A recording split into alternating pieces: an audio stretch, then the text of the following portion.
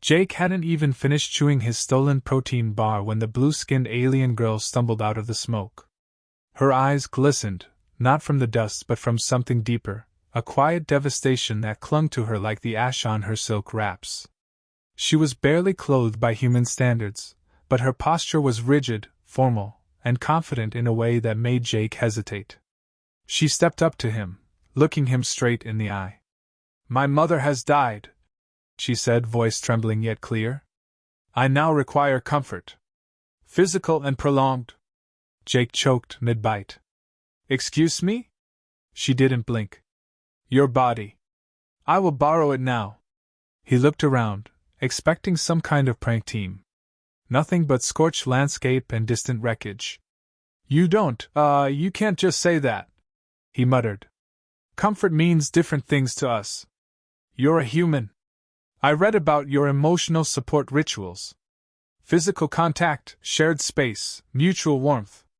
That is what I need. Now. Lady, I don't even know your name. Tilrei. And I've chosen you." Jake blinked. "Listen, Tilrei. This whole choosing thing, you sure it doesn't require consent on both sides? I sense deep emotional resonance. You were grumbling about being alone. That frequency matched post-loss vibration. You are ideal."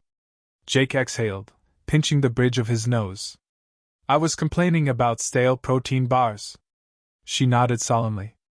"Sustenance discontent is adjacent to maternal grief in your species. That's not even remotely true. It is adequate logic. Remove unnecessary garments so resonance can begin." "Absolutely not. I don't do alien cuddle therapy." "Is this because I am blue?" "No, it's because you're asking for comfort like it's a tax payment. Also, that silk you're wearing doesn't do much to ease confusion. This is morning attire. It's see-through." She tilted her head. "Transparency represents emotional vulnerability." Jake shook his head, trying not to look directly at her. "Right. Got it. Emotional nudity." She moved closer, lifting a hand to touch his chest. "You are warmer than expected. This will enhance comfort efficiency." He nearly dropped his bar. "Tilrei, I don't think grief works like. I lost the only bond made my species grants. I should now fade alone into silence. But I choose you instead. Your species values found family. I adapt. You really did your homework, huh? I have scanned 3 human soap operas and an erotica manual." He raised a brow. "You watched what now?" "Bedroom Bargains, Human Comfort Rituals Volume 7. It featured 1 male and multiple loss-stricken partners." Jake sputtered. "That's not a grief manual. Yet there was significant healing." "No. Healing was a euphemism. For okay, you know what, forget it." She blinked, eyes softening. "I'm tired. And I don't wish to fade. Please just be near me." That hit differently. Jake scratched the back of his neck. "Fine. You can sit by me. No funny stuff. I do not understand funny. But I accept proximity." She slumped beside him, leaning subtly against his arm. Her skin was cool and smooth, like river stone. She exhaled slowly, visibly calmer. "Thank you?" she whispered. Jake stayed still. Then, quietly, "Yeah. Don't mention it." Pause. "I may require spooning later." He stared forward. "We'll discuss the cutlery situation later." Jake regretted everything the moment Tilrei discovered the hoodie. She held it like it was an alien relic, brushing her fingers across the fabric with reverence. "This is soft containment? Is this your comfort skin?" Before he could respond, she slipped it on. It draped over her like a dress, swallowing her frame. Her expression shifted. Her breath hitched. This is potent." "It's a hoodie," Jake muttered, watching her grip the sleeves like she was touching a live animal. "It smells like you. Slightly burnt protein. Faint anxiety. A touch of loneliness?" Jake looked away. "I don't think this is how grief therapy works. You shared your outer shell. That's an advanced gesture. No, that's me being cold and you being half naked. Tilrai sat beside him again, knees drawn up, eyes flicking to every motion he made. How do humans initiate deeper comfort rituals? Do we share food? Shed tears? Touch elbows? Jake handed her a packet of chips. Welcome to Phase 2 of human grief recovery, salt and grease. She bit into one. Her expression froze. This is pain. It's sour cream and onion. Why do your emotions taste like suffering? Because comfort isn't supposed to make sense. It's just messy and salty and a little too loud. Tilrai chewed slowly. You comfort with chaos. Exactly. She sniffed the air. You produce more scent when you're agitated. It's rich. Like anticipation. Or restrained confusion. Jake stiffened. That's called sweating. Your glands leak empathy. How remarkable. I am not leaking empathy. I'm just sitting next to someone who keeps saying weird stuff in my hoodie. Tilrai leaned forward.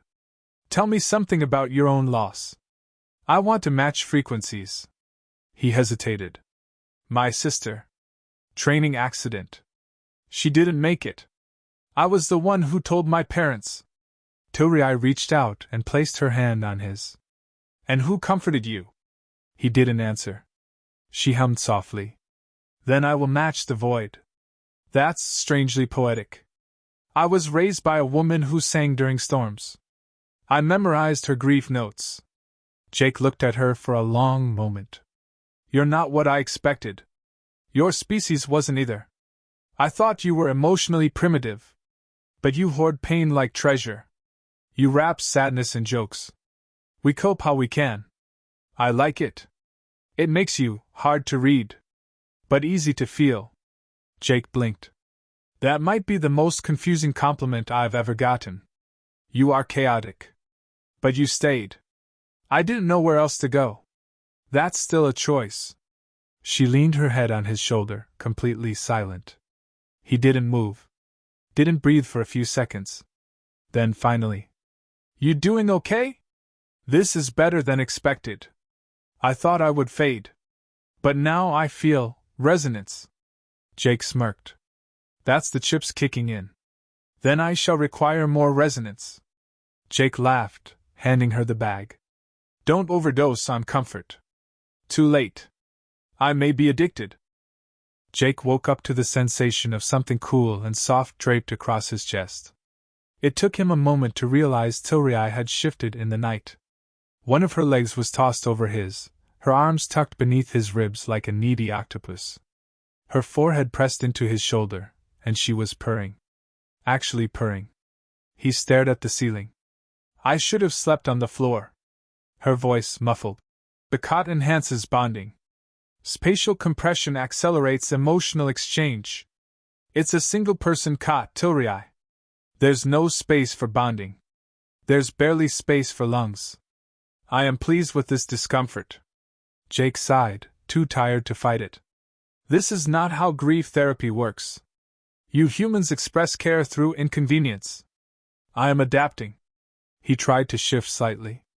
She gripped tighter. Your warmth is essential. Movement disrupts my healing. You're treating me like a portable emotional mattress. That is a beautiful metaphor. I wasn't being poetic. I know. That's why it works. She looked up at him, eyes drowsy but intense. Last night you shared silence with me. That is rare among my people. Silence usually follows shame. You offered it as peace. Jake blinked. I was just tired. Still, you gave it. I accept your offering. He groaned. You're impossible to argue with. That is my charm. She stretched slightly, her hand brushing against his stomach. He flinched. Oh. You're sensitive there? Tilrai, hands above the blanket. But I read that physical pressure during morning hours helps release stress. That's not stress, that's biology. Then biology is comfort-driven. No, biology is trying to embarrass me. She tilted her head. Then I've succeeded. Jake sat up, muttering. I miss when you were just awkward and glowing. I still glow. Especially during emotional stimulation. You say the weirdest things with the straightest face. That is part of my therapeutic programming. He turned to her. You're not a therapist. You're a grieving alien who thinks cuddling in a hoodie counts as therapy. And yet you're still here. He didn't respond. She reached for his hand, more careful this time. I used to think strength meant silence. That emotion was waste. But your species, yours, it weaponizes grief with jokes, chaos, even snacks. Not exactly weapons-grade strategy. It is for me. They sat in the cramped cot. No words for a moment. Then she whispered, If I asked to keep you, what would you say? Jake chuckled. I'm not a pet, you know. Not a pet. A bondmate. For comfort. Ongoing. Not just loss. He looked at her, her face unreadable but honest. There wasn't flirtation there. Just need. Recognition. Maybe something more dangerous. Hope. You sure that's not grief talking? Does it matter? He exhaled. Maybe not. I promised to only steal half your bed. You already did. Then I'm efficient. She leaned back, curling into him again, humming softly. Jake ran a hand over his face. What the hell am I even doing? Comforting. Clearly. Jake lay stiff as Tilriai's hand traced along his collarbone, featherlight. Her fingers weren't seeking anything carnal. They were studying. Curious. He whispered. You cataloging me again? Yes, she replied softly. You are fascinating. Scar here, tension there, warmth localized. Stop narrating. I can't help it. Your physiology is loud. He turned his head.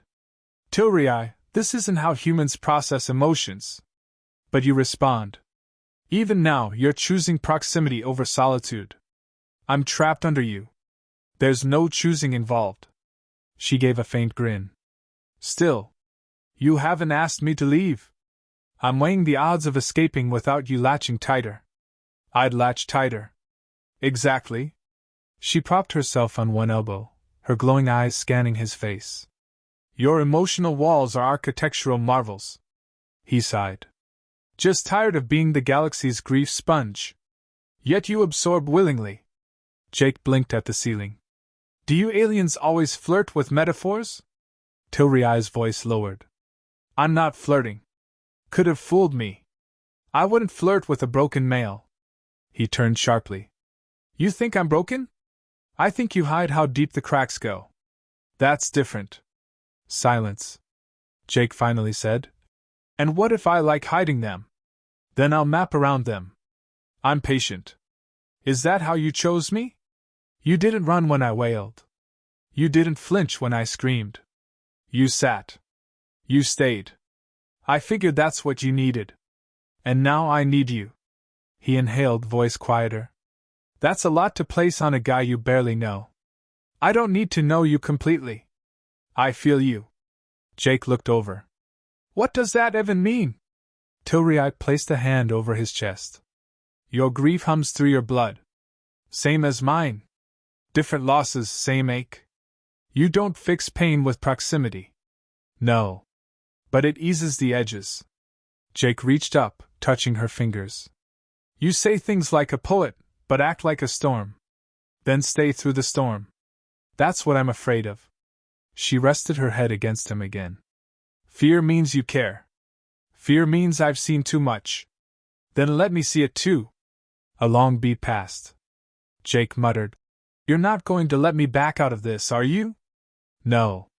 But you can walk slow. I'll match pace. He turned toward her, eyes weary but unresisting. Fine. You get this messed up human.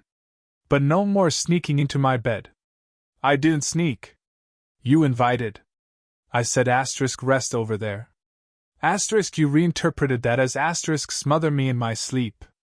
Asterisk. Interpretation is culture-bound. I'm still adapting. You're impossible. Yet warm.